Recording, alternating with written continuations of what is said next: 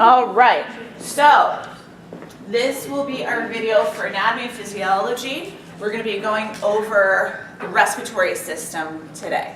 All right, how many people have started it in lab? Has everybody pretty much gone over the, you started it in lab, you can raise your hand, it's just like, no. All right, okay, good. So we all have kind of the basics. Did anybody not start it in lab? Because you're probably tonight, right? Okay, so I'll go over the anatomical structures. It's nice moving into respiratory system because it's very definitive. The larynx is going to look very different from the trachea. The right lung looks very different from the left lung, okay? So this is nice to move into after being in the brain, where it's like, well, speech is here, well, what's there? Well, it's a gyrus, you know, and all the gyri look the same. So it's kind of a little bit of a breath of fresh air. Huh, pun intended. All right, so for, you know, this is where we start to cross over a little bit. You will definitely need to know all the anatomical structures, the ones from lecture and lab, but there's going to be a lot of crossover, okay?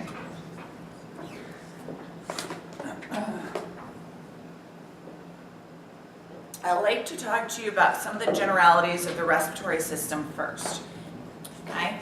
When a person's choking, what sign tells us it's time to do the Heimlich maneuver? You all know what that is, right? You learn it when you do first aid. When the hand comes under the diaphragm, you pull up and in. What's the sign you should be looking for? The hands go to the throat and they cannot what? They can't talk. If they're making some sort of noise, they can get air through. You don't want to do it, right? But if they can't get any noise out, that's a sign. Now, the other thing I like to talk to you about is the flow of oxygen through the body, okay?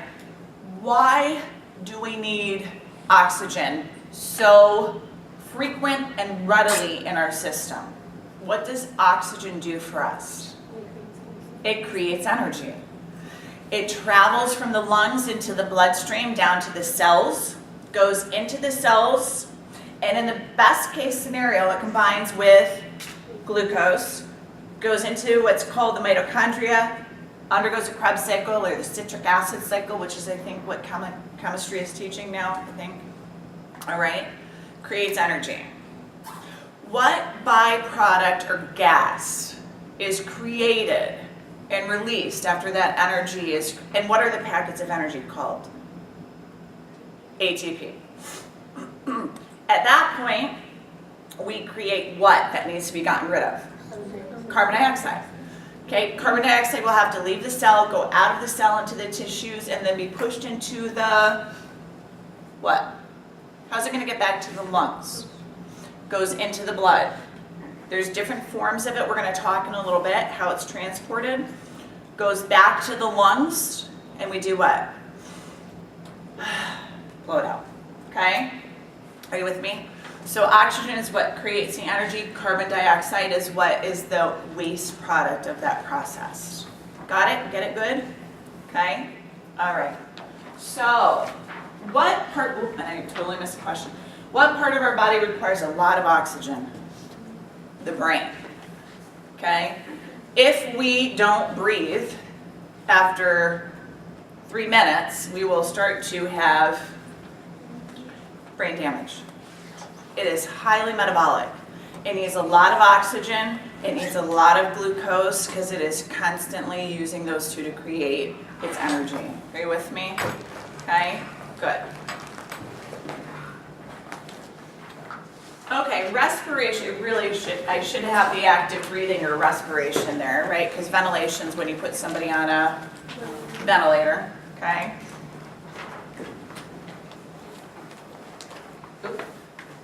Okay, there we go. So,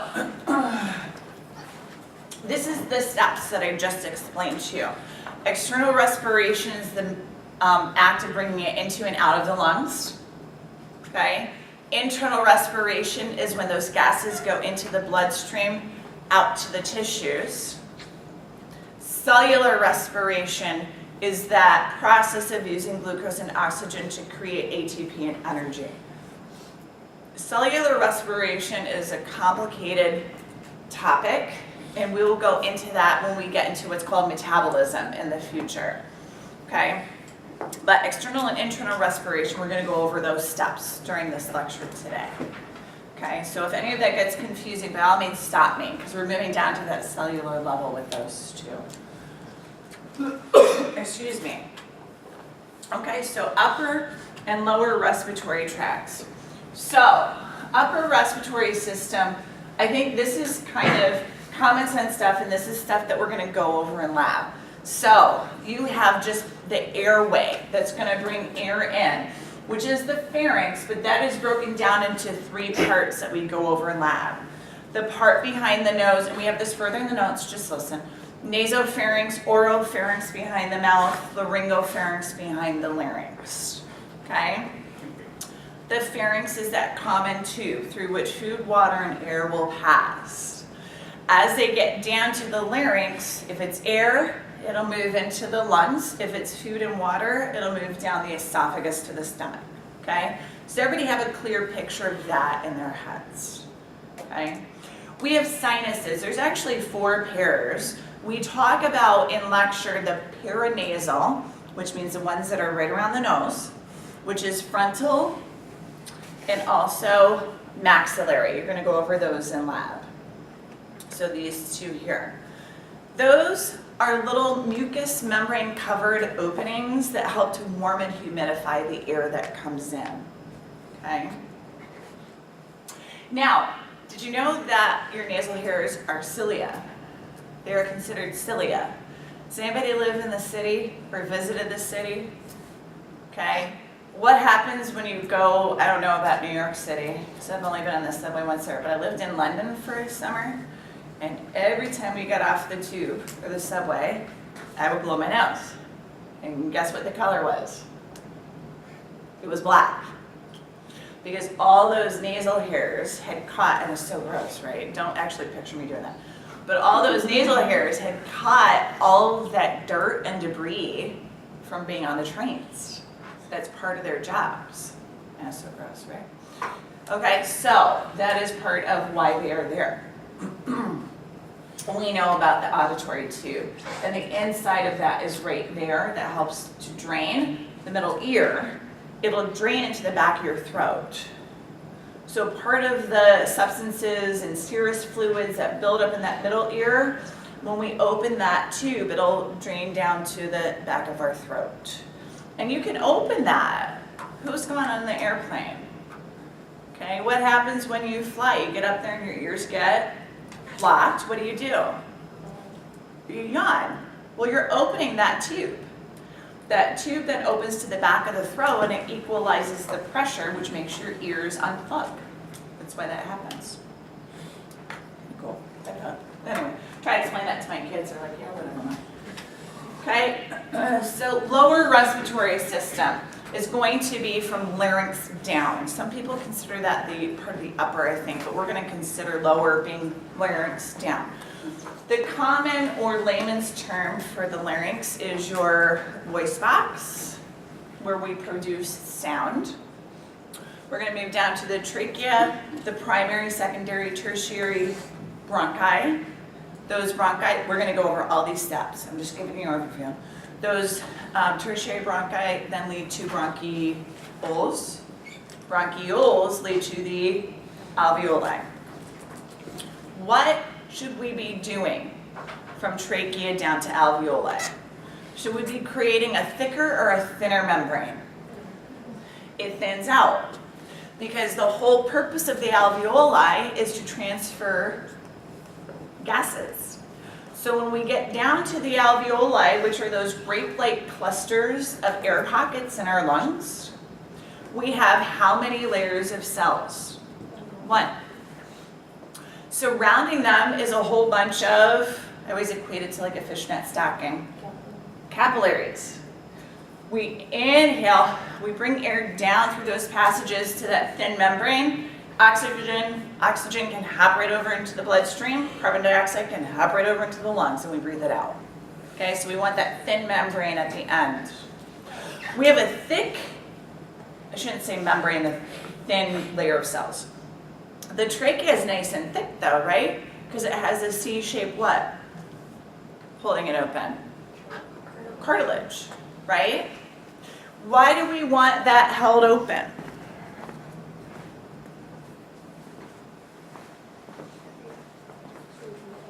Yeah. To move air, we need to change the pressure inside the lungs. We can't force the air in, we can't push it in, we don't push it down by muscular action. We need to decrease the pressure in the lungs, so the pressure in the lungs is lower than the atmosphere, right, to let air in. And then we compress the lungs when we exhale and we force it out, right? You need to keep that trachea open so air can pass through it. And the bronchi, okay? Are you with me? Does that make sense? If you can't like force air down, why do they like put oxygen like in your like? It changes the partial pressure of oxygen that you're breathing in. So we have, as we're sitting here, an ambient percentage, about 20% of oxygen that we inhale. So they'll give you more oxygen if you're low to try to increase the percentage of oxygen that you're inhaling. Does that make sense? Okay. All right, good question.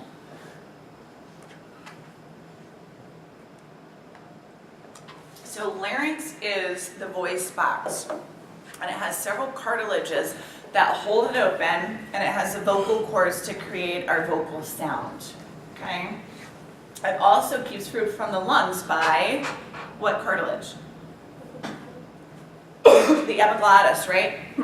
So when you swallow, your tongue will pull up a little bit, and it'll actually lever that epiglottis right down over the voice box, okay?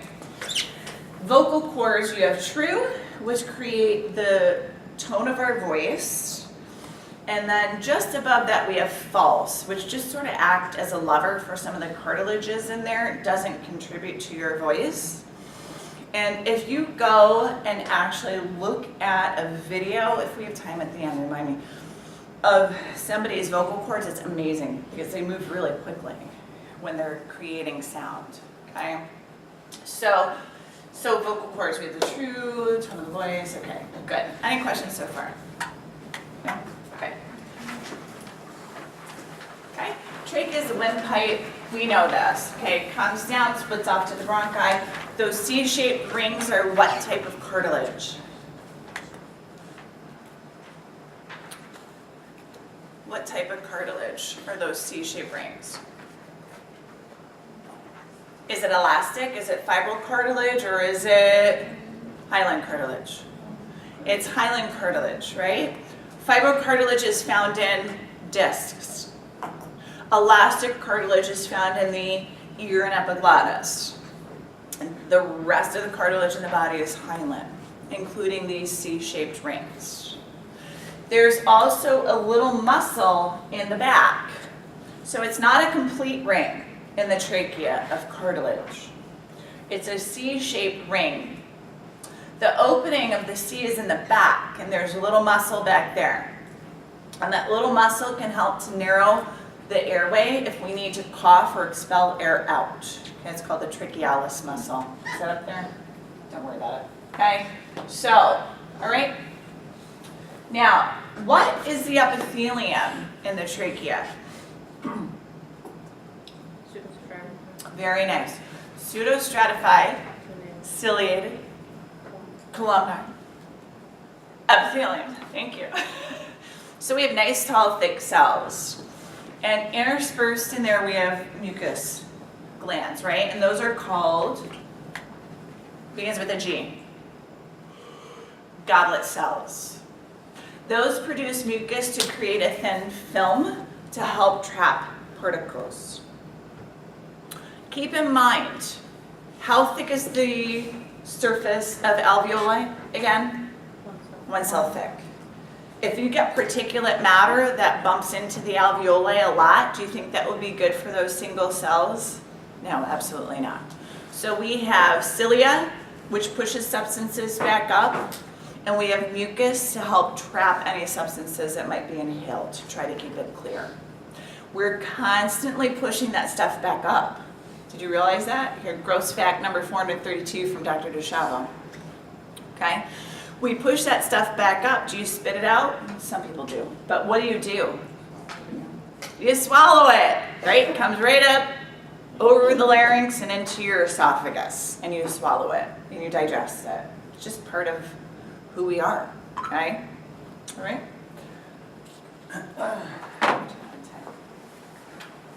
Okay, so we have right and left primary bronchi, okay? Branch into secondary and then tertiary. The secondary, there's a secondary branch that goes to each lobe. How many lobes do we have in the right lung? 3. How many do we have in the left? 2. So those secondary will send a branch to each one of those lobes, and then the tertiary branch even further out, okay, than that. Now, as these, so therefore the right secondary bronchi has 3 because there's 3 lobes, the left has 2, just to finish that thought. At that point, it turns into bronchioles, okay? The cartilage starts to go away because we don't want to have that thick cartilage between the alveoli and the bloodstream, right? But in the bronchioles, this is an important thing to understand. We start to see smooth muscle, okay? And the reason that's important to comprehend that, you know, that loss of that cartilage and the gaining of the smooth muscle is because this is where asthmatics or people with COPD have problems. Because that smooth muscle can change the diameter of that bronchial tube. Okay, I'm asthmatic. I can feel I have a little asthma right now. Okay, I can't move air in and out as well because right now my bronchioles have constricted a little bit. Why? Because I have allergies to a bunch of things. I came in contact with something and my bronchioles are like, whoop, right? They shrink down. Okay, are you with me? This can happen with COPDs as well, and we'll get into that in the future. When they relax, though, I can breathe much better, okay? Does that make sense? Can you kind of visualize that? Now, those bronchioles then will lose the smooth muscle and then turn into that alveolus, which is going to have that single layer of cells. What's the difference between an alveolus and alveoli? I couldn't hear, I heard 5 people, but I couldn't hear any one particular. What's the difference? No guesses? Alveolus, alveoli? No guesses? One's plural. The one's plural, okay? And I always remembered alveolus is singular. Alveoli is plural, okay? That's all it is. So if you hear me saying either one of those, okay? Like cilia, I think we got to that. Now, smokers lose their cilia on their respiratory tract. My great aunts were, God bless you, smokers. And we would go to visit them, and they would cough, and you could hear that real phlegmy, like, cough, and they would keep things next to them to spit the mucus out in. Because it would get trapped because their cilia were damaged and they couldn't push that mucus up and into their I know everybody's like, gross. God love them. They were pretty funny. But anyway, they'd sit and smoke and then turn their oxygen on, and I'd just be sitting there going, dear God, please don't blow up their apartment. You know, but those were old school people. Anyway, they lose the motility. They actually used to think they'd lose the cilia. The motility of the cilia is actually decreased, is really, I think, what happens, okay? Of course, that research may change, who knows? Because it most often does, okay? General state of the lungs, I think this is pretty self-explanatory. The thing that you do want to keep in mind is their placement on the diaphragm, because the diaphragm is the primary muscle of respiration, okay? And we'll go over how that works in a little bit. And also how the heart impedes onto the left lung, okay? Because it's a left-sided structure, right? Alveoli, 300 million in the lungs, isn't that crazy? I reread the book this past weekend, and they said if you spread all the alveoli out into one sheet, it's bigger than the surface of your body. The skin of your body, it's a lot. They look like little grapes cluster on the end of the stem. They'd be at the end of those bronchioles with the pulmonary capillaries around them, okay? Now, because they are so thin-walled that it makes them prone to collapse, okay? If you get ambient water, which there's water in the air, right? We have that happen. God bless you. If you get water into your lungs, without this substance I'm going to talk about, they would collapse because the tension of the water molecules would be higher than the surface tension of the alveoli. Are you with me? Because they're so thin. So we secrete a substance called surfactant. Surfactant acts almost like a soap and breaks up the attraction of water molecules to each other and allows our alveoli to stay open. That's one way we keep the alveoli open.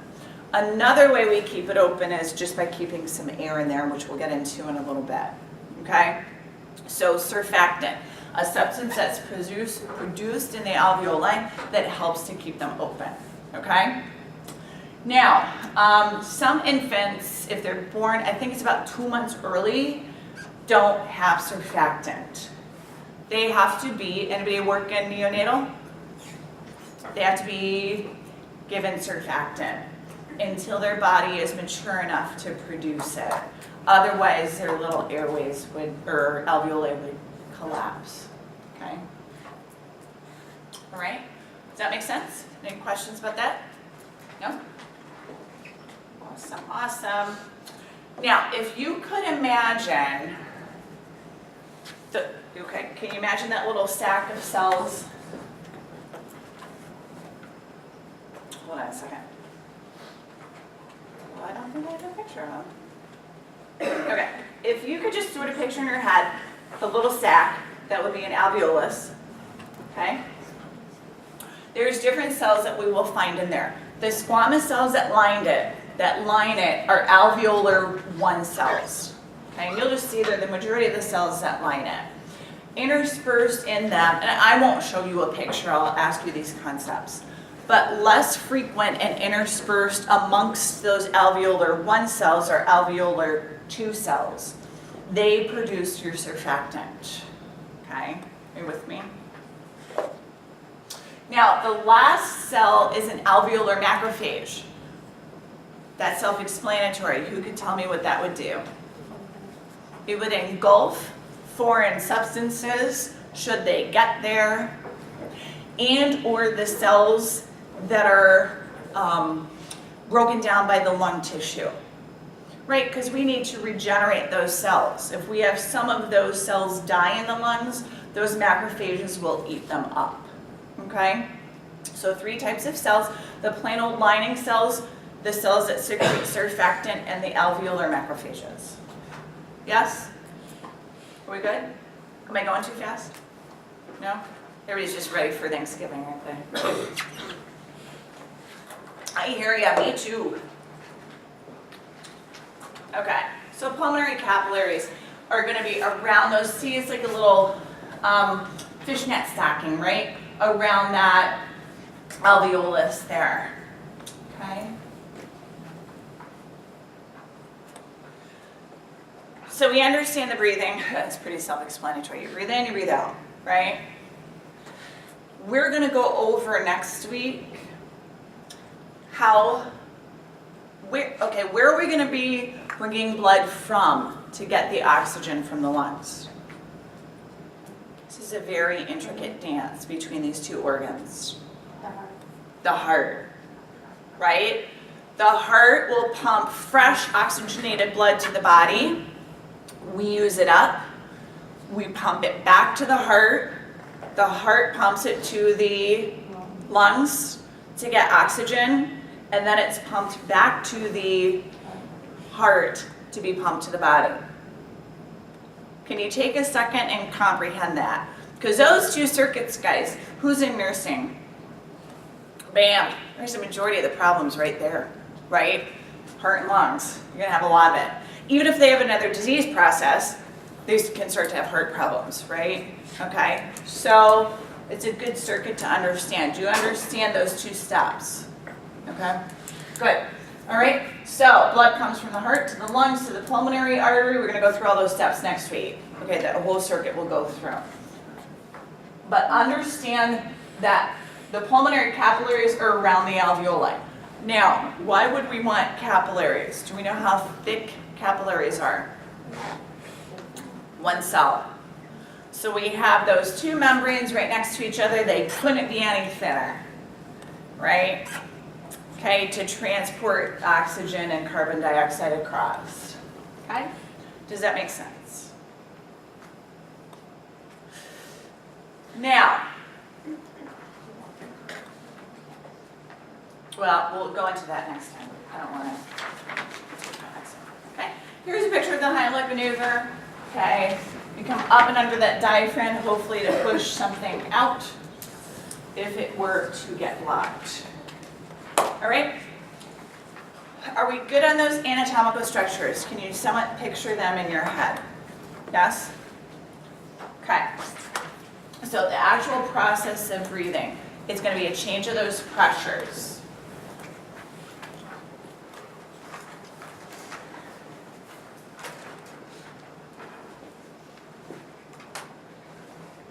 Okay. At sea level, now this will change obviously. If we were all to hop on a plane and go out to Colorado, to one of the highest mountains in Colorado, atmospheric pressure would be a different number. Okay, we're just going to take atmospheric pressure at sea level to give us just a standard to talk about. Okay, so it's about 760 millimeters per mercury. All right? So if I simply change the pressure in my lungs by 1 millimeter of mercury, I'll move air in and out of my lungs, right? So what will happen is, and I'm jumping ahead a little bit, but I think this would be a good description. Your diaphragm, if you all just relax and don't breathe, your diaphragm rounds up. That's its resting position, okay? And actually when we exhale. When we breathe in, it will flatten out. Our ribs move out. And when we do that, there's a certain elasticity to the lungs, so they'll kind of recoil out, and they're also attached to the walls with the pleural membranes, which I'll get into in a minute. They'll pull out. So if we open all that space in the lungs, what do we do to the pressure of the gases in the lungs? It's going to change. Is it going to increase or decrease? Let me talk to you about exhalation first, and I think this will be clear. When you exhale, your diaphragm pushes up and your ribs push in. What happens to the pressure inside the lungs at that point? Is it going to be higher or lower than atmospheric pressure? Lower? Who says lower? Who says higher? Okay, you're pushing it. Think about it. When you exhale, you can even feel it. Push your belly in for a minute. You're pushing on the lungs. You're going to increase the pressure with exhalation on the lungs. You're going to force air where? Out. Because now the pressure is higher than the pressure in the air in the atmosphere. With exhalation, the diaphragm rounds and pushes up on the lungs. And not much, but I'm just trying to give you a visual. The ribs push in. We create pressure on the lungs. Now the pressure inside the lungs is higher than the pressure outside. You force air out. That's easier to comprehend, isn't it? Does anybody not understand that? With inhalation, we lower the diaphragm. We expand the ribs. We open the lungs. So now the pressure of the air in the lungs is lower than the atmospheric pressure. Air will move from out to in until it equalizes. Does that make sense? Okay. Inhalation. Okay. Does that make sense? Are we sure? That's only 1 millimeter of mercury change that we're creating. Okay, that's pretty small. Are you with me? Do we definitely understand that? Okay. Here's the thing, just to throw you a curveball. Your lungs want to recoil. They want to collapse. They've got these thin membranes in there. They're really elastic. They want to shrink up. So we have mechanisms that we have in place to keep them open. We keep a little bit of air in there all the time, okay? But one of the biggies, guys, is remember we talked about serous membranes and pleural membranes, and we have a double layer in the chest. We have a layer on the lungs, we have a layer on the chest wall, right? Those, have you ever done an experiment in science where you do, you're gonna look at something under a microscope and you have the little slide and then you put something on there and you put the cover slip, right? What happens if you put a little water or fluid in there? The cover slip sticks, right? It'll stick to it because of surface tension. Can we all visualize that? Same thing in the lungs. That double pleural membrane has fluid between those pleural membranes. That creates tension and connection between them. That helps to keep your lungs open. Can you all picture that? Yes, no? Who cannot? You just shake your head, no. Yes? Can you picture that? So that little bit of fluid between those serous membranes keeps your lungs open. Are you with me? Okay, that's part of it. It's part of the many mechanisms. The other thing, guys, is the pressure between those pleural membranes that I just talked about is usually -4 from atmospheric pressure. So the pressure in those pleural membranes will be 756 millimeters per mercury as opposed to the external environment. Are you with me? So if you have, and simply said, that means there's more gas pressure in your lungs than there is in those pleural membranes. So the gas in the lungs will push the lungs out against the chest wall. Are you with me? Because it's stronger. You can imagine me inside the lung pushing out. The way I push out is going to be much stronger than those lungs pushing in. Are you with me? Do you ever see one of those balls that people can go in and they put their arms and legs up and they roll around? Imagine that. Somebody's pushing out on that ball from the inside. That's what happens with the lungs. The pressure pushing in is much less than what you're pushing out. Are you guys getting this? Okay. He's kind of looking at me like this today. I'm not sure. Okay, please stop me if this doesn't make sense. So now we have the fluid in those serous membranes, and we have more pressure inside the lung than out. That pushes the lung out and keeps them open. Yes? Okay. When we breathe, we change the pressure in the lungs just by 1 millimeter per mercury, okay, to move the air in and out. Okay. If you don't get it, come see me. Okay. Now, if, God forbid, I'm out somewhere at some point and somebody stabs me, takes my purse, and runs away. They hit me right between the ribs. They cut my pleural membranes. She's like, oh my gosh, no, Dr. D, run, right? Okay. Now, I've disconnected my pleural membranes. What happens to my lung? It collapses. Because we've lost all that work that those membranes are doing to try to keep the lungs open. Now the pressure between those membranes is the same as the external environment, right? And we're not going to push that lung out. So I'd have to go to the hospital, they'd have to put a chest tube in, suture me up, and reconnect those pleural membranes to keep them open, okay? That would create lung collapse, atelectasis, okay? Could this also happen with fluid? Suppose you get a pleurisy, you get an infection in there. Absolutely. If that fluid gets between those membranes, it can disconnect that surface tension and your lung can collapse, okay? So if you break that membrane and all does the lung collapse? Oh yeah, yeah, I mean it's gotta be complete. How does it work if they put like a chest tube in? My grandmother had lung cancer, she had a tube inside, and it just drained the lung. The How does fluid- that work? Usually they'll put a chest tube in to get the fluid out, and then they'll go back in and re-inflate the lungs. How long did she have it in for? After the surgery, like they put a part of the wall and then they put that in there and turned it to Yeah, yeah. I think it would be a benefit. versus cost kind of thing. Maybe the little bit that the lung would be displaced, or maybe the tube has something, I don't know, because I don't deal with those kind of things, has something inherent in it that helps to keep it in place. I'm not sure. But I would think getting the fluid out is going to supersede any lung issues, you know. So it's a good question though. I was going to say something else. You can also, and this is good, you know, little Dr. D's nugget of knowledge kind of things. Young, and I've seen this happen twice, you know, just saying. Young men who go through growth spurts and then go on an airplane and then have difficulty breathing may have had their pleura separated and their lungs collapse. I know it sounds weird, but I know at least 2 people that it's happened to.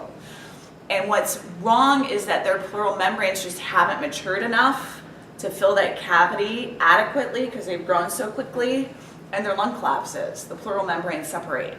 So this can happen without being stabbed and mugged, okay? This can happen in just a growing child, okay? Is it common? No, but it can happen, okay? Pneumothorax is when we get air in there. You know, we can also get fluid in there. If you put a chest tube in and there's air, you want to do it pointing up so the air can escape out and then reinflate those lungs. Just a little side note. How are we doing on time? Okay, I'm going to keep going. And then once we finish up the next couple of slides, we'll take a break. And so the diaphragm we're aware of, right? Diaphragm lowers. What happens when the diaphragm lowers? We inhale. Diaphragm rises, we exhale. Yes? Are we good with that? Okay. We also have little muscles called intercostals. Okay, inter means what? Let's go over it because it's you guys talking about it. I know somebody that understand it. It lowered. You know how I always remembered it? Okay, if I have my hands like this is the resting diaphragm after exhalation. When I lower it and flatten it out, I would really exaggerate it, you're creating more space in the lungs. If you create more space in the lungs, air is going to move in. When it relaxes up, it pushes air up and out, right? If that doesn't help you, I used to just make things to remember. And I would just literally sit and go inhale, exhale, exhale. If it, I know it sounds stupid, but then you're going to get to the test and go, oh, thank God Dr. D said that, right? Because now I remember it. You know, if something, because I mean, guys, there's a million facts. I know you're trying to memorize them. Try to give yourself a surefire way if you can't memorize something quickly and efficiently, right? Okay? All right. So, does that help? Okay. So, beyond the diaphragm, okay? Beyond the diaphragm, we have intercostal muscles, okay? So inter means between, costal meaning ribs, intercostal, okay? These muscles will be recruited when we take deeper breaths, okay? So after this, you decide to, actually, it'll give you a real life example. I have a little 10-year-old who's very hyper. And I'm trying to get that energy out first thing in the morning because he's a handful in school, right? So I said to them this morning, we're going to each pick 2 exercises and do them for a minute. And I had them doing like modified burpees, which they said was killing them, by the way, and I was still going, but that's a different story. And so when you exercise like that, do you use your normal amount of oxygen? No, you got to increase and decrease your capacity. The intercostal muscles aid with that, okay? They aid with that. External intercostals aid with inhalation. Internal intercostals aid with exhalation. It's opposite the first letter. External intercostals aid with inhalation. Internal intercostals aid with exhalation.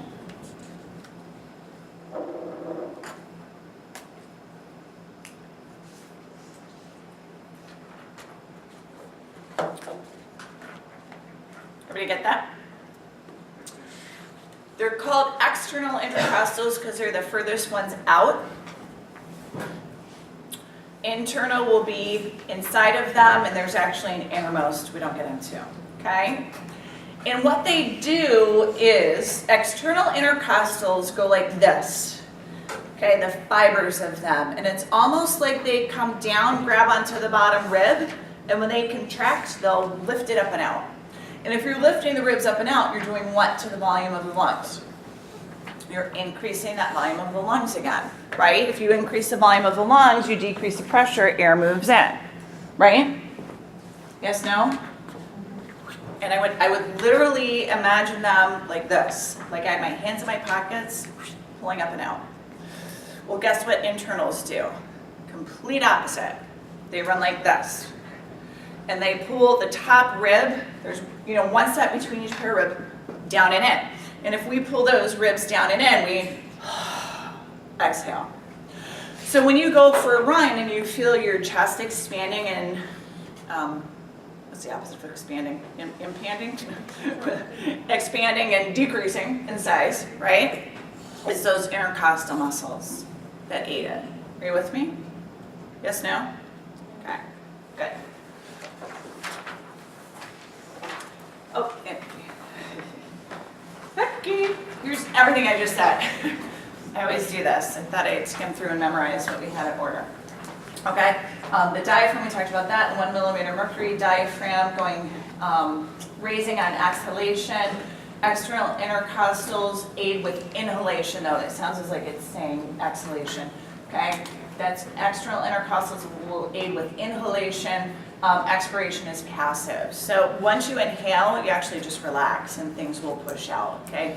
Unless you're doing really deep breathing. Those internal intercostals will aid with that, okay? So I'm quickly going through this, but we just talked about all of it. Who gets this? Does everybody get this? Does anybody have any questions? All right. How are we doing? Okay.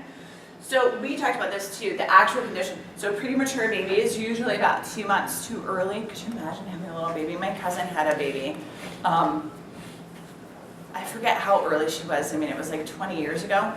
Her baby was 3 pounds.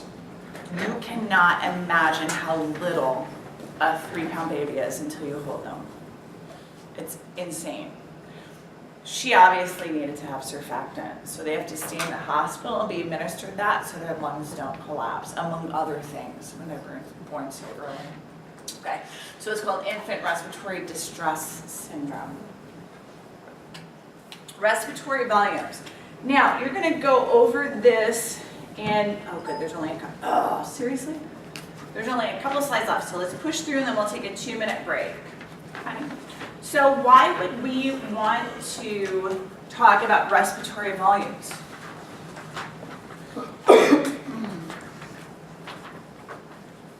It's a real simple answer. We need to know what versus what. Normal versus diseased. Are my lung volumes going to be the same as somebody without asthma? Absolutely not, okay? What we do is we do something called spirometry. We talk about it in lab. I actually don't do it because cleaning the mouthpieces is like kind of tough to do thoroughly. But it's so simple now. Who's working in a hospital now? Okay, what do they use for spirometry? Have you seen it? It's just the little box, right? It's a little computerized box. It used to be this huge bell that they put over water, and the movement in the water determined the different levels. It was actually pretty cool to see. The place I worked at previously had it. But now they have this little computer, and you go up and they test how much you can inhale and exhale, and they compare that to normal. And one of the big things that they do is they call forced expiratory volume. You should be able to take a real big inhalation and exhale about 80% of it within a second. Okay, and that's normal. But anyway, spirometry now, they just print out a chart and it'll tell you what's abnormal or normal in the volumes. But I want you to know and understand what they're looking at. So we're going to talk about the volumes that they're studying and looking at, okay? Very basic. So when we look at normal breathing, for those of you that had the lab, this is called tidal volume. So as you're all sitting here, just breathing, about 500 milliliters of air is moving in and out, okay? How did they learn this? They studied thousands of people and took the average, okay? Now, if you decide to go out and exercise after class, you need more what? You need more oxygen. So you'll have to have a bigger inhalation, and if you have a bigger inhalation, you will have a bigger exhalation. Those are called reserve volumes. Okay, I have an inspiratory reserve and an expiratory reserve for those times when I have more metabolic functions and processes and I need more oxygen and I need to get rid of more carbon dioxide. Are you with me? Okay. So inspiratory reserve, that's what IRV is. That's about 3,100 milliliters. You can see it on the chart there. Okay. Expiratory reserve is about 1,200 milliliters. I don't know why. There's such a discrepancy there. I'm sure, pulmonary specialists could tell you. Okay. Inspiratory reserve, expiratory reserve. And then tidal volume is just our normal breathing. Now, 1,200 milliliters is always left in. That is residual volume. I already told you why we need that. We need that to keep the lungs open and prevent collapse, right? So it's kind of like a triple whammy, keeping those lungs open. The air inside, the serous fluid, and then the decreased pressure around it compared to inside. Does that all make sense? Any questions on those volumes? So you go in and get tested, they would check those volumes, and you can see there's different combinations too. Like your entire inspiratory capacity will be what you inspire during the tidal volume, as well as the reserve. Expiratory would be the opposite, right? Total lung volume would be everything. So just kind of look over those, I think they make sense. Now, when you breathe in though, that's just a different chart if you want to read through it. When you breathe in, think about it. You're going to have air from the larynx, really the pharynx, the larynx all the way down to the alveoli. But where do we actually exchange gases? It's not a trick question. Where do we actually in the airway exchange gases? Do we do it at the trachea? Do we do it at the bronchi? Where do we do it? Alveoli. Yeah, at the alveoli.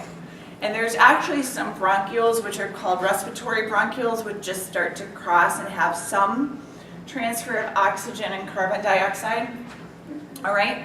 So, but most of it will be at the alveoli. All right? So, think about it. In the bronchi and the trachea, we don't exchange gas. So that 500 is really only 350 because about 150 is left in what's called the dead space. Okay? I think it's really good to train yourself to do deep breathing for this reason, because you for sure get a bigger amount of air and oxygen in and out. But guess what deep breathing also does? Does anybody know? Does anyone meditate in here? Yeah, deep breathing stimulates the calm part of your nervous system. Did you know that? That's why just inherently we have said over the years, take a deep breath when somebody's upset. If you take 10 deep breaths, you'll get a lot of oxygen in and you'll calm your nervous system. Okay? Big proponent of meditation. Okay. Any questions about any of that? Fantastic. All right. My dad, every time he went to a nice person. Take a deep breath in. Hold it. So obviously you can control your breathing, right? Right? So realize, but then have you been thinking about your breathing the whole time we've been talking about it? No, right? Did you just say yes? No, right? It's unconscious as well as conscious. We do have conscious controls over it, and then we're able to unconsciously regulate it. If you had to think about breathing every day, all day, right, that'd be a nightmare. So we're going to talk about those different components. Okay. I guess we're going to talk about that later. Okay, what we're going to talk about now is some of the chemistry of where those gases go and how they end up in our system. Okay, we know the basic steps right now. Now, in the atmosphere, in our atmosphere, we have about 20% oxygen. Okay, and even though it's only 20%, it still saturates our blood cells enough that we're able to have about 98% oxygen in our blood system, okay? If you remember, gosh, and I talk about blood next semester, but inside of red blood cells, we have little protein units called hemoglobin, okay? I think everybody's aware of that. Basically, each hemoglobin has 4 protein chains, and on the inside of that, that's okay. Inside of each, so, you know, do you remember, we talked about protein chains in our second or third lecture, right?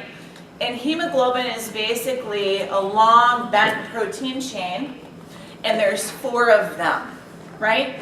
Can you just sort of imagine that? You know, if I take a pipe cleaner and wrap it around, that's basically what a protein chain looks like in hemoglobin, or one of them.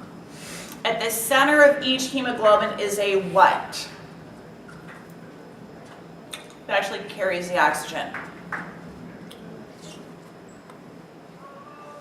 It's a supplement that you can take.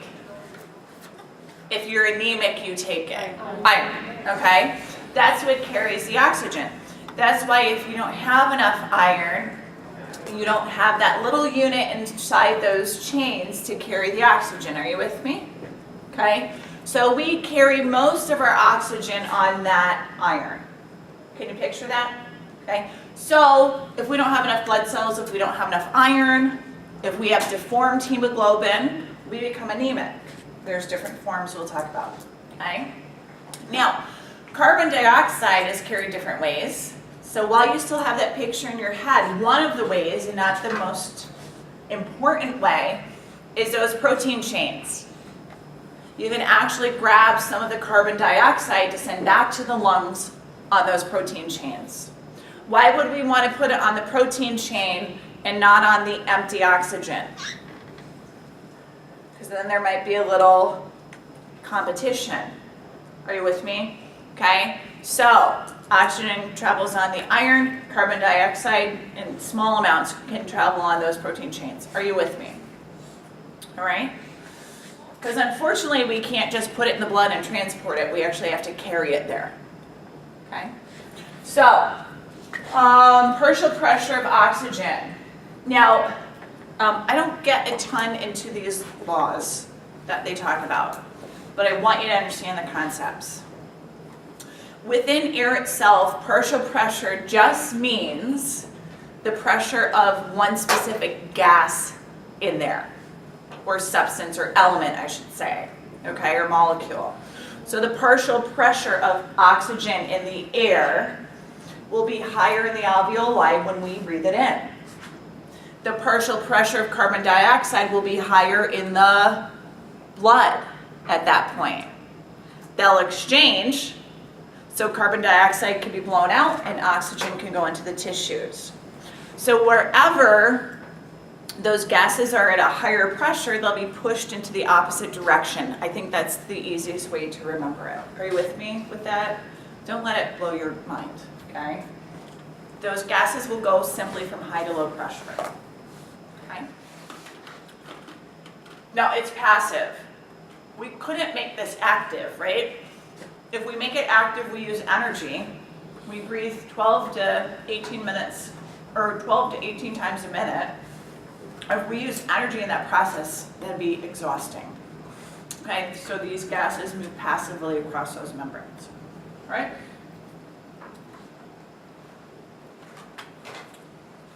Now, when we breathe in nice fresh air, we have to put it in the bloodstream. to go to the tissues and the cells, okay? The majority of it is transported on that hemoglobin that we just talked about on the what again? Iron, okay? That's called oxyhemoglobin. Deoxyhemoglobin is when you what? Offload it into the tissues, okay? God bless you.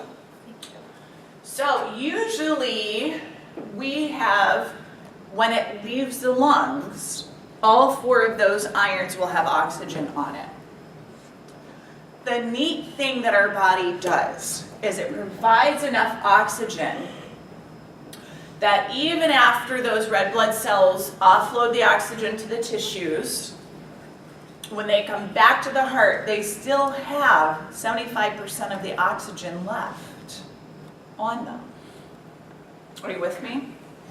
That's why they were saying for a while, if someone needs mouth to mouth, not to do mouth to mouth, just do what? Somebody heard this? Just to do the compressions. Now, what are they teaching now? I heard they changed it again. Changed it back to breaths now. Okay. But anyway, the theory was when you're doing chest compressions, you're circulating what's called that venous reserve, the oxygen that's left, right, in the venous reserve. Do we know what veins are? So I'm seeing some hesitation. So we get the nice oxygenated blood into the heart, okay? The heart then sends that oxygenated blood out to the body by arteries. So arteries move away from the heart, provide oxygen to the tissues. The deoxygenated blood, which is only 25% deoxygenated, right, comes back to the heart by the what? Veins, right? Okay. That's your venous reserve. That's that blood that still has 75% of the oxygen on the hemoglobin, okay? So God forbid I keel over. If you kept pumping, you'd keep circulating that oxygenated blood. Okay, hopefully I won't. As long as I don't choke, right? Okay, so venous reserve. Now, we can transport it in plasma, about 1.5% of it. So the majority is going to be on that hemoglobin. Excuse me. The Bohr effect is oxygen unloading, okay? It's a decreased affinity of oxygen for hemoglobin. Now this is really neat, because the primary things that drive that are increased levels of carbon dioxide, okay? Also increased levels of hydrogen ions, which we'll get into the future, all right? Also increased heat in the body, because if you have increased heat, you're going to have increased activity, you need more oxygen. All of those things promote oxygen leaving the iron and getting out into the tissues. Are you with me? And using that oxygen, okay? All right. And it's the Bohr effect. Hypoxia. Hypo means low, okay? Low oxygen. There's multiple ways this can happen, okay? You can have, there's different types of anemias. I think the one you would probably be most familiar with is iron deficient anemia, right? This happens quite often in females when they're pregnant. You don't have as much iron as you need once you're pregnant because you're supporting yourself and the child. Quite often you have to take an iron supplement, okay? So that's one thing that can happen. There's other ones we'll get into. There's thalassemia, there's deficiencies in B vitamin metabolism. We'll get into those in the future. But for some reason, just understand the concept that hemoglobin is either A, not efficient enough, or just not plentiful enough in its iron to provide the oxygen we need for our tissues, okay? So, what is ischemia? Does anybody know what that means? Loss of blood flow. Very nice. Loss of blood flow to a tissue. That's pretty self-explanatory, right? So, we would see ischemia most likely in a clinical setting when we have a blood clot. If you have a blood clot that lodges anywhere in the body, beyond that blood clot, you don't have enough blood supply. Could be in the brain, Could be in the lungs, could be in the extremities, all right? That tissue becomes ischemic. Ischemia means decreased blood supply, right? And all of its effects, loss of oxygen, glucose, etc. Okay. Histotoxic is poison. For example, like cyanide, carbon monoxide can kind of be lumped under histotoxic too. And these will be poisons that either destroy the ability of those cells to carry oxygen, or in carbon monoxide, what carbon monoxide actually does is it attaches to the iron more readily than oxygen will. And if it does that, now oxygen can't get on there, right? And we can't get oxygen to the tissues. How do we get carbon monoxide poisoning? Does anybody know? From exhaust fumes. Unfortunately, some people kill themselves that way. They'll take a tube from the exhaust and put it into their car, and then just, they fall asleep and then pass away. But we can also get this from poorly vented furnaces. That's why you should have a carbon monoxide sensor or monitor, somewhere. We keep it down near our furnace. Okay. And the thing about carbon monoxide poisoning is that people don't look sick. They don't look pale. They actually start to look flushed and red, so they look healthy, so people kind of miss it. But they would show signs of oxygen deficiency, inability to think, process, function, etc. Okay. I don't know if that's one of the first signs. I thought it was pretty insidious, but that could be. Probably made you tired. Yeah, Like everything just Yes. puts you to sleep. Absolutely, yes, that's, I think, yeah, unfortunately. That's what I felt on the fire. Maybe that's my problem. I'm just joking. I'm kidding. I'm totally kidding. Just always say. Okay, so hypoxemic would be some sort of pulmonary compromise. We're going to talk about COPDs in a little bit, and their inability to get sufficient amount of oxygen into the lungs and into the bloodstream. Okay, so hypoxia could be many different sources. Okay. Carbon dioxide transport. I talked about it on hemoglobin. Now, where does it go on the hemoglobin again?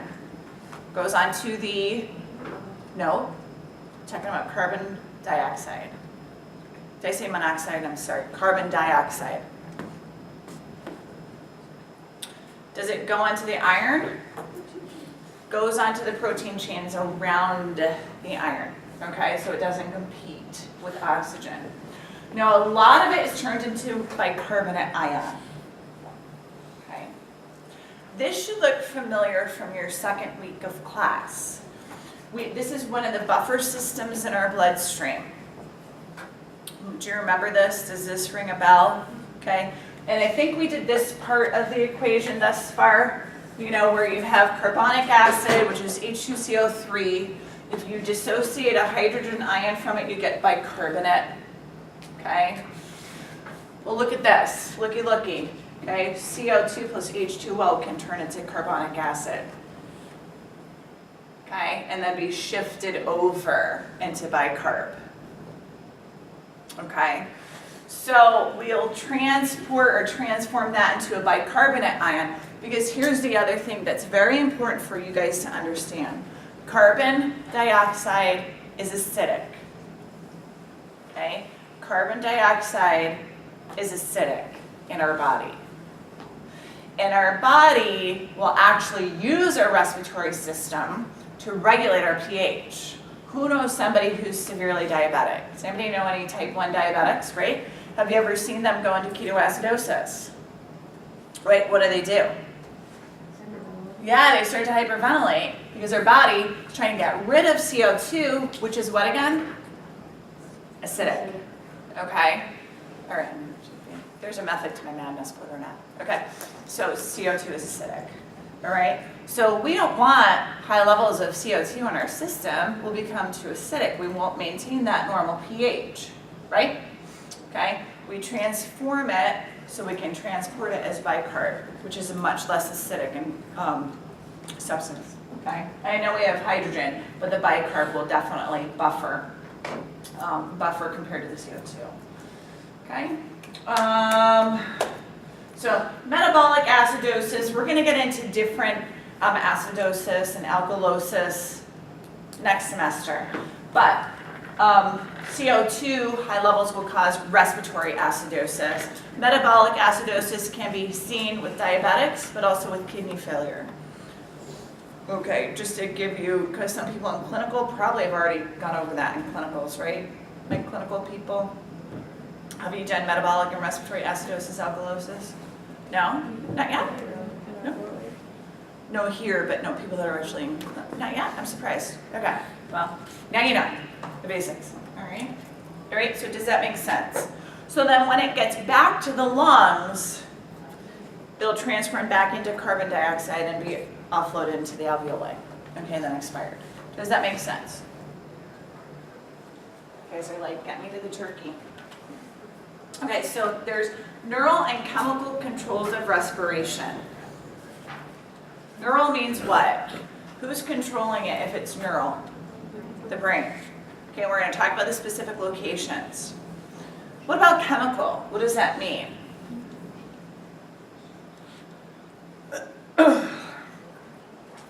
Chemical means somewhere in the body we're monitoring levels.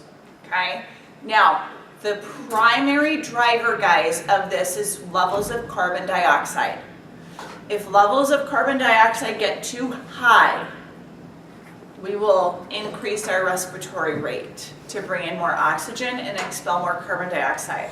Okay, carbon dioxide is one of those main drivers. So we have specific areas in the body that we monitor those levels of oxygen. Now, oxygen does contribute too, okay? But these chemical receptors will monitor those levels of gases, okay? So the medulla oblongata, which is located in the brainstem, okay, has two groups of cell bodies. There's a ventral and a dorsal, okay? Ventral is the primary driver for respiration. It is what sets our respiration for the most part, okay? Dorsal set of cell bodies, or ganglia, monitors these chemoreceptors, seeing the levels of CO2 and oxygen, right? So if CO2 rises or O2 decreases, we'll increase our respiratory rate. Those dorsal cells are the ones that monitor that. Now, the pons also has a respiratory center. Remember the pons, that big fat belly that we looked at? That center helps to smooth our breathing out. So if you have somebody who's breathing, but it's very irregular, it's probably a pontine lesion or damage. Are you with me? Okay, so those are the automatic centers in our body that help to set the rate, rhythm, and the smoothness of our breathing. Okay, does that make sense? All right. So we have impulses every 4 to 5 seconds, so we get about 12 to 15, I'm sorry, I think I said 18 earlier. 12 to 15 breaths per minute. I think you see different levels in different areas, but this is what I touched on. UPA is normal. U is a prefix, and it was always simple for me. U is normal. Okay, U is just a normal. If you see E, U is a prefix. Okay, it's a normal. So you are hopefully normal. Okay, UPA is normal breathing. Now, the hypothalamus creates emotional changes. We've all been in situations where you get upset, right? And your breathing can increase. It's an emotional response to that situation that happens in the hypothalamus, okay? And then we do have some motor control over that. We can change our breathing, okay? And monitor the amount and depth and rate of our breathing. Does this all make sense? Yes? So,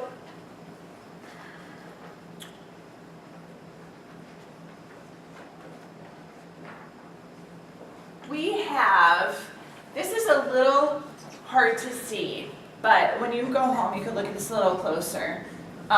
So we have right here are called the carotid bodies, okay?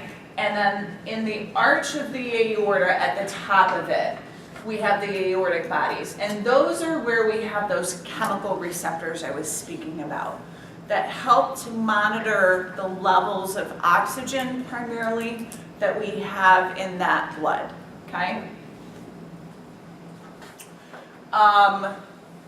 So the aortic is sensed by cranial nerve 10, carotids are by cranial nerve 9. I don't know. I guess try to put that in your head. I'm not quite sure I would ever ask you that.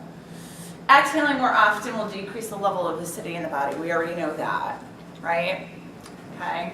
And then if levels reach critical status, you'll breathe, okay?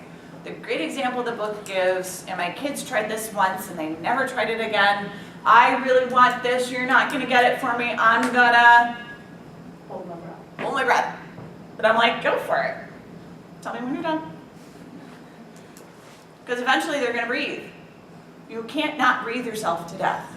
You can't do it. There are sensors in place that will see the levels of CO2 rising and you will breathe. Okay? So let them go for it. I'm kind of a little bit of a tough mom in some respects. If they pass out, they instantly breathe. Yeah, that'll be fine. Just pick them up, throw them in the car. So they shouldn't be out if they're acting that way anyway. So. Conscious control of respiration. We can consciously control this. You know, we already talked about this up to a level, and then eventually you'll breathe. Okay? Disorders of the respiratory system. So pleurisy is inflammation of the pleura. So there's different things that can happen. Okay, pleural effusion is when we get an infection like somewhere else, and fluid will go into the space between those two pleural membranes. Okay, pleural effusion. As opposed to pleurisy is going to be an inflammation of the pleural membranes themselves. And the reason I point out the difference is pleurisy decreases the amount of that fluid between those membranes, and it makes it very painful to do what? Breathe. Okay? And you'll hear some friction rubs in there, I believe, too. As opposed to effusion would be the fluid coming in that would cause, if it continues, the lungs to collapse because it'll increase pressure against the lungs and they can't stay as open as they would if there wasn't fluid there. Are you with me with those differences? And then that's different from pneumonia. Pneumonia is going to be when we have fluid where? In the lungs themselves. Okay, so I think those are really good clinical correlations that you guys should put in your heads to take with you. Okay, pleurisy versus pleural effusion versus pneumonia. All right, okay.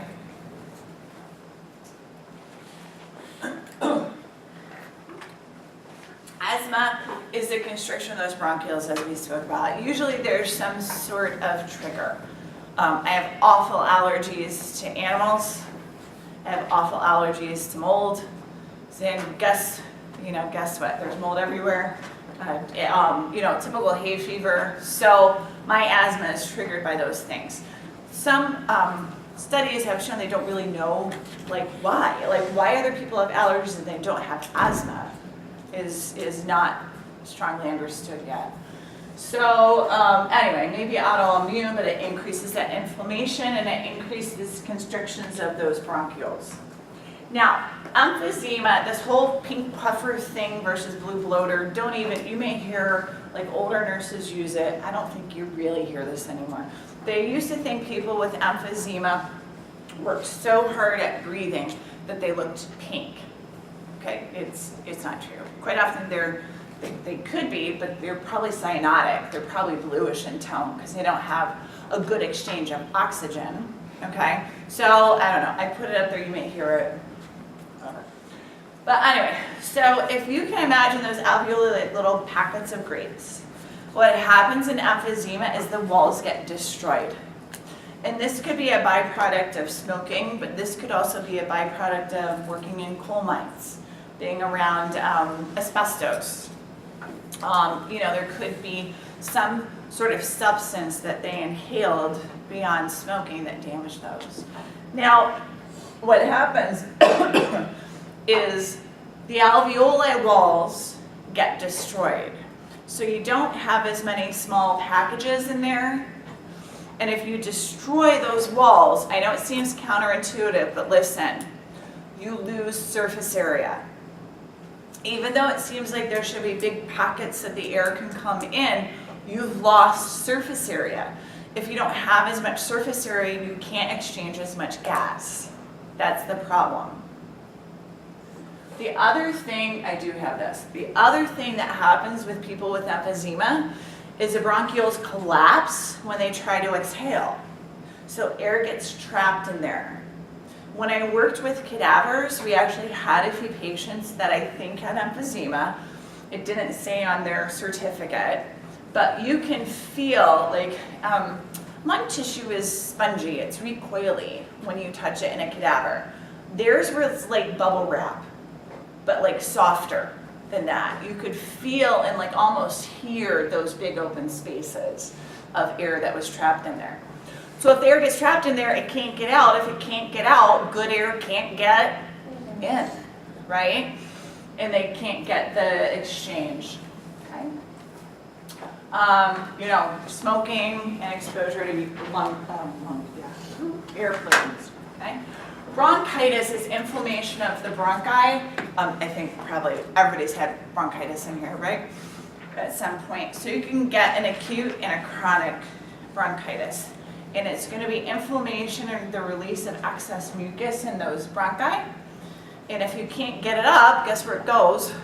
It's going to go in, all right? And it can block those airways, or even worse, it can actually, think about this with lung collapse too.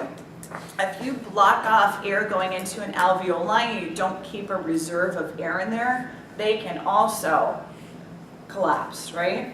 So if you have somebody that has a bad bronchitis or pneumonia, that's why they can get a lung collapse, because you can actually block the airways. Does that make sense? Going down to the alveoli, right? So imagine I have grapes on a stem. The stem is the bronchiole, the grapes are the alveoli. I block that one. The air in there will be absorbed. If we absorb that residual air in there, you don't have the air to keep it open and they can collapse. Are you with me? Okay, so collapse of the lung, does that make sense now? I saw somebody does that make sense now? Yeah, okay. Right, so you can have an excess mucus production cause that as well. Now this wouldn't be like your typical this is somebody who's like really sick, right? Okay. So acute or chronic, you get that yellow phlegm, oh, it's gross. And they used to call these blue bloaters, but once again, that's an, I think, antiquated term, okay? Pneumonia, infection that inflames the lungs. It can be viral or bacterial. Those alveoli secrete fluid. We get fluid into the lung itself. Quite often you'll have cough with phlegm. But, this you would be able to tell by the different lung sounds in the periphery as opposed to the lung sounds near the bronchi, right? So bronchitis versus pneumonia. Okay. Tuberculosis was gone mostly, it seems, for a long time, and then there's a bit of an upsurge. We may see this with people who are immune compromised, as in with AIDS, but I think we were seeing this in prisons for a while, and I want to say some nursing homes were having this. The good thing about TB is it's easily treated because it is a what? Bacterial infection. Which blows my mind. Do you guys watch those abandoned house shows? I watch, or like Ghost Hunters or whatever. I know, I'm such a dork. I watch them all the time. And a lot of the places that they go are old TB hospitals. I mean, thousands of people died from TB and all they needed was an antibiotic. It's crazy. Okay. Anyway, if it progresses and that patient continues to get sick, you'll actually get what's called a focus in the lungs. It's an area of infection. We had a cadaver that we thought was a latent TB. So you can have active and latent. That's why you have to have the tests when you go to work with people.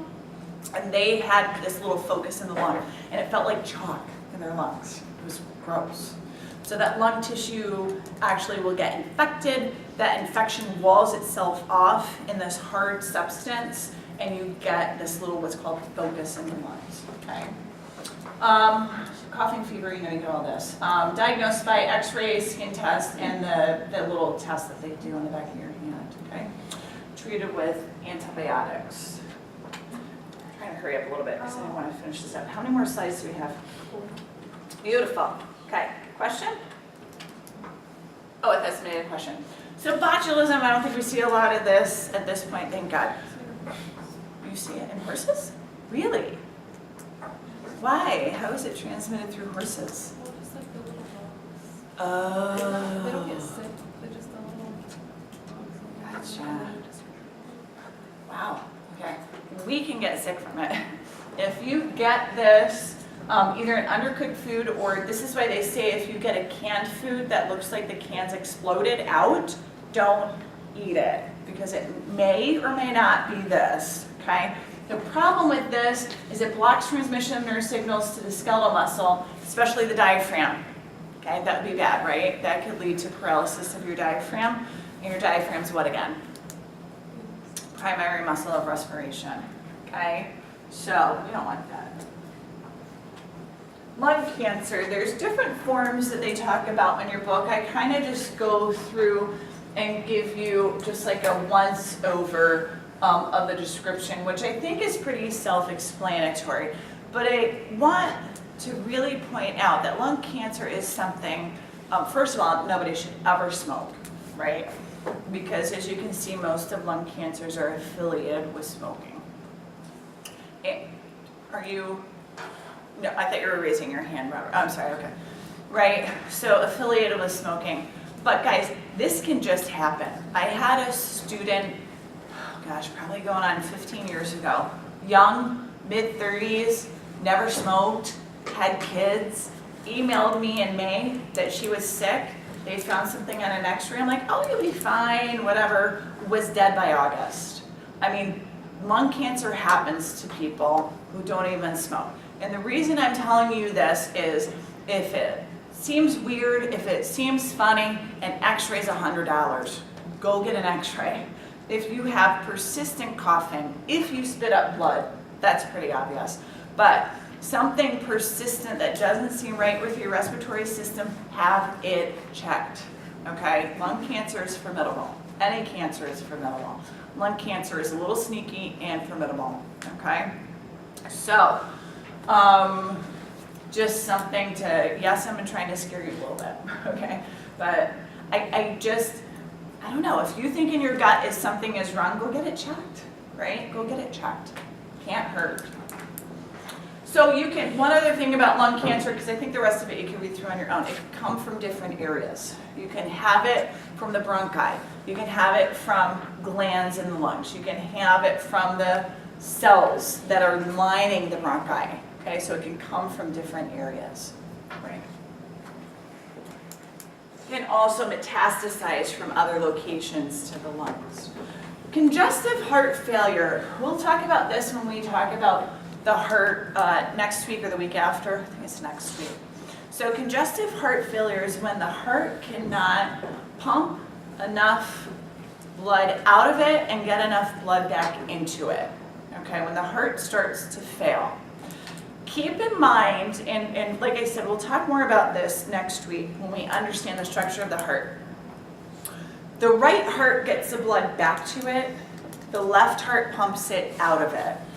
Okay, so once we understand that better, we'll talk about what happens if and when the heart starts to fail, because there's different signs and symptoms that you'll get depending on which side of the heart starts to fail. Okay? All right, yeah, we'll focus on that more next lecture. Cystic fibrosis, believe it or not, and this is our last slide. We had a great time today. Okay, this is an inherited genetic condition, and the reason I bring this up is it causes an overproduction of mucus, and this really affects mostly the lungs because they overproduce mucus that gets into the passageways. Now they can't bring enough air in and they can't get enough air out. So they don't have the correct levels of oxygen in their blood. The other thing that happens with cystic fibrosis is it can actually blocked the ducts that allow digestive enzymes to break down our food. So if they can't break down their food, they don't get enough what? Nutrients, okay? It's an awful disease, cystic fibrosis. So, but you know, they have good and better treatments for it at this point. Okay? Any questions on that? Excellent. Have a fantastic Thanksgiving. If I don't have you for lab, travel safely, and we shall see you next Monday.